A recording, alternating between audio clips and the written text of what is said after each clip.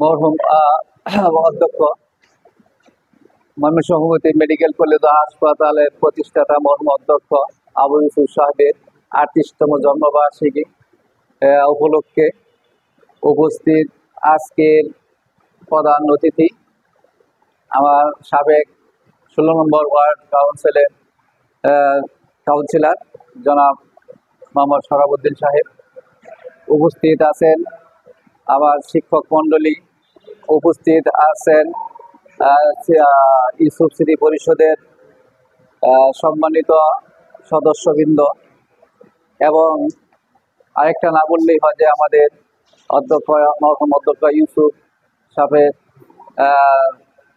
সুযোগ্য সন্তান জনাব মোহাম্মদ গোলাম মাহবুব, উপস্থিত আছেন আমার প্রাক্তন ছাত্রছাত্রীবৃন্দ এবং উপস্থিত আছেন ছাত্রছাত্রী, সবাইকে আসসালামু আলাইকুম। আজকে আমরা যে মহতী জলসা যে আমাদের অনুষ্ঠানে উপস্থিত হতে পারছি, এজন্য সবাইকে আমরা বলবো এটা আমাদের বিশেষ পাওয়া। দীর্ঘদিন যাবৎ আমরা এই দিনটার জন্য অপেক্ষা করতেছিলাম, কিন্তু আমরা পারতেছিলাম না, বিভিন্নভাবে এখন পর্যন্ত বাধা আছে। এই যে আজকে যে অনুষ্ঠানটা আমরা করলাম, যা মৃত্যুবার্ষিকী, যে আসলে অত্যন্ত মর্মান্তিক। মৃত্যু কথা শুনলেই তো যে কেউই হোক এটা খুবই দুঃখজনক, কষ্ট লাগে। কিন্তু এই অনুষ্ঠানটা আজকে করার পরেও আজকে পর্যন্ত কিন্তু অনেক বাধা বিঘ্ন আছে। কেন করবেন? তার কি ডকুমেন্ট আছে? আমি কোনো ডকুমেন্ট নাই, কিন্তু ডকুমেন্ট না থাকা সত্ত্বেও আমি এই ব্যাপারে সভাপতির সাথে কথা বলছি যে এখানে যে 73 সালে যে কলেজটা হয়েছে, এই 73 সালের আগে কি হয়েছে আমরা জানি না, কিন্তু 73 সালে থেকে শুরু করে অদ্যাবধি পর্যন্ত আমরা যে পাই, সিরিয়ালির অধ্যক্ষ হিসেবে পাই, তাতে দেখা যায় মরহুম অধ্যক্ষ আবু ইউসুফ সাহেব এই প্রতিষ্ঠানের প্রতিষ্ঠাতা। এইভাবে আমাকে অনেক জবাব দিতে হয়েছে এবং বলছি ঠিক আছে আপনি করেন। সভাপতি আমাদের যে অতিরিক্ত জেলা প্রশাসক, উনি আসার জন্য প্রধান অতিথি হিসেবে থাকবেন এর জন্য সম্মতিও জ্ঞাপন করেছিলেন, কিন্তু আজকে ভূমি অধিগ্রহণ এর অনেক ফাইল ওনার সামনে, অনেক লোকজনের ভিড়, এই জন্য আসতে পারবেন না। বিদায় বলছে যে আপনি নিজেরাই যারা যারা আছেন, ম্যানেজিং কমিটির সদস্য বা যারা আমরা নিজে আছেন, আমরা এগুলো অনুষ্ঠানটা করে ফেলেন যাতে কোনো বিশৃঙ্খলা সৃষ্টি সুন্দরভাবে করতে পারে। কিছুক্ষণ আগেও আবার রিং দিছিল যে অনুষ্ঠানটা কি হচ্ছে কিনা, এই অনুষ্ঠান না অনুষ্ঠান হচ্ছে। আমি বললাম যে আধা ঘন্টার মধ্যে শেষ করে দিই, চেষ্টা করতেছি। ঠিক আছে, এই পর্যন্ত কথা হয়েছে। যাই হোক, আমরা আজকে এই দীর্ঘদিন পরে যে আমরা এই অনুষ্ঠানটা করতে পারছি, এই জন্যই সবার কাছে পরবর্তী যারা করতে পারি সহযোগিতা কামনা করতেছি। আর কেউ এই পর্যন্ত সব তো শুনছেন এই বিষয়টা, বুঝছেন? তাই আমরা প্রথমেই আপনার অধ্যক্ষ আবু ইউসুফ সাহেবের আত্মার মাগফিরাত কামনা করছি, এবং এই কলেজে যারা বিভিন্ন সময়ে ম্যানেজিং কমিটি থেকে শুরু করে শিক্ষক কর্মচারীতে যারা বিভিন্ন দায়িত্ব পালন করছেন, সহযোগিতা করছেন, অনেকেই আজকে হয়তো দুনিয়া থেকে বিদায় নিয়ে গেছেন, তাদের জন্য আত্মার মাগফিরাত কামনা করছি। এটা অনেক কথা যদি বলতে যান, তার জীবনে যে একটা প্রতিষ্ঠান করে প্রথম, সে কিন্তু কোনো কিছুই বুক করে যেতে পারে না। আমাদের গ্রামগঞ্জে প্রত্যন্ত অঞ্চলে অনেক শিক্ষা প্রতিষ্ঠান হয়েছে, আমরা ওই প্রতিষ্ঠানও দেখছি যারা প্রতিষ্ঠান করছে তারা কিছুই বুক করে যেতে পারে না। তারা শুধু পরিশ্রম করে গেছে, এই শ্রম দিয়েই গেছে, যার প্রতিফলন হিসাবে আজকে এমন একটা শিক্ষার কারিকুলাম প্রতিষ্ঠিত হয়েছে যে সারা বিশ্বের মানুষ সেই সেবার সুযোগ পাচ্ছে। কারণ উনি যে আজকে যে সিস্টেম চালু করে গেছেন, যে ডাক্তার বানাগে কারিগর কারিগর প্রতিষ্ঠান তৈরি করেছেন, এই প্রতিষ্ঠান থেকে প্রতি বছরই আমাদের 100-150 গ্রাম স্টুডেন্ট বেড়ে যেতেছে। তার মধ্যে কমপক্ষে হলেও 20-50 জন তো চিকিৎসক হিসাবে গুরু দায়িত্ব পালন করতেছেন, তারা সেবা দিতেছেন, যার প্রেক্ষিতে এইরকম একটা মহতি অনুষ্ঠান, মহতি প্রতিষ্ঠান যারা করে যাবে, তারা কিন্তু কবরে শুয়েছেও এইটার সওয়াব পাবে। হয়তো হতে পারে এইটার ইয়াতে পরিপ্রেক্ষিতে তার নাজাতের ফয়সালা হয়ে যেতে পারে। আমরা সর্বোপরি সবচেয়ে বেশি হলো যে আমরা ওনাদের আত্মার মাগফিরাত সকলেই যারা সহযোগিতা করছেন এবং অধ্যক্ষ আবু ইউসুফ সাহেবের আত্মার মাগফিরাত কামনা করছি, এবং সকলের জন্য যেন আমরা দোয়া করি যেন ওনারা বেহেশতবাসী হোক, আর আমাদের এই প্রতিষ্ঠানটা যেন সামনের দিকে আরো ভালোভাবে আমরা সুন্দরভাবে ঘুরতে পারি। এই জন্য সকলের সহযোগিতা কামনা করি। যে যেখানে যেভাবে সুযোগ আছে আমাদেরকে এই ব্যাপারে আমাদের অবগত করবেন, যে আমরাও যাতে আপনার সাথে সহযোগিতা করে এই প্রতিষ্ঠানটা আরো সুন্দরভাবে করতে পারি।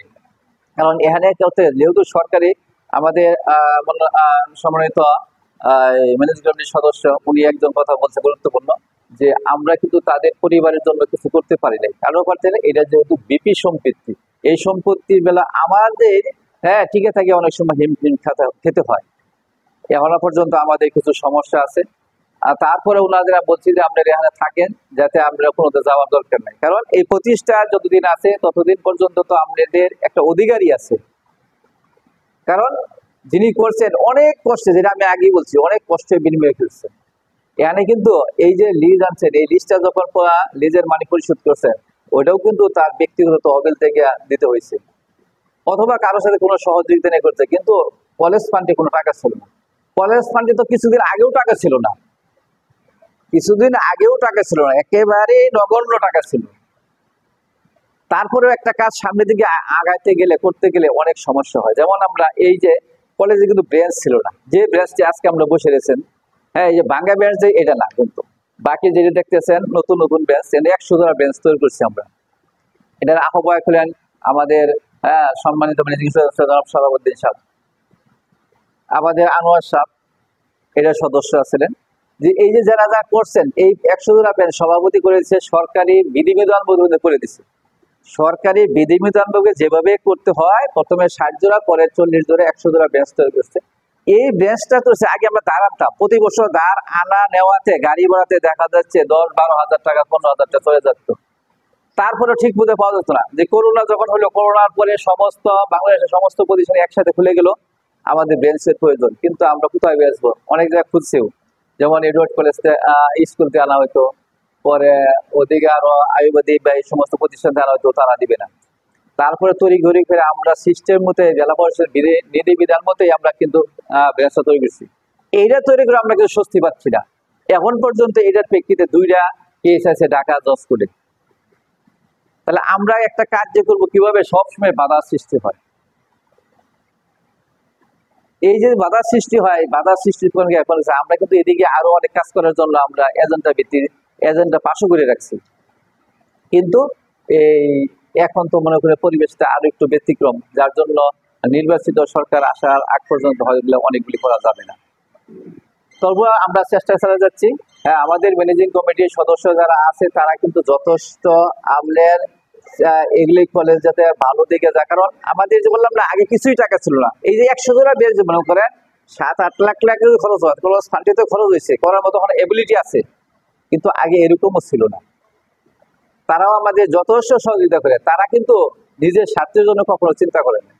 তারা সার্বক্ষণিক যাতে করে কলেজটা, প্রতিষ্ঠানটা স্বাভাবিকভাবে পরিচালনা হয়, চলে, এই জন্য সবসময় তারা আমাদেরকে সহযোগিতা করে থাকেন, খোঁজ খবর রাখেন। যাই হোক, আজকে আর আমি আলোচনা বাড়াবো না, যেহেতু সময় অনেক চলে গেছে।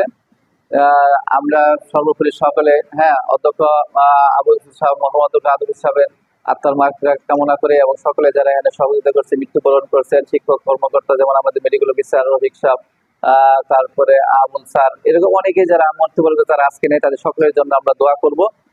আর আত্মার মাগফিরাত কামনা করছি। আর এখন কিছুক্ষণের মধ্যে আমাদের আজকে প্রথম অধিবেশন এখানে সমাপ্তি, আর দ্বিতীয় অধিবেশনে আমাদের দোয়া পরিচালনা করবে। দোয়া পরিচালনার জন্য আমাদের যে সঞ্চালক উনি আমাদের বলবেন, এবং তারপরে আমরা অনুষ্ঠান শেষে আপনার তবারকের ব্যবস্থা আছে, সকলেই একটু দোয়া করে তবারক নিয়ে যাবেন। এই আমার বলে আমি সকলের সুস্বাস্থ্য কামনা করে আমার বক্তব্য শেষ করছি। সবাই ভালো থাকেন, সুস্থ থাকেন।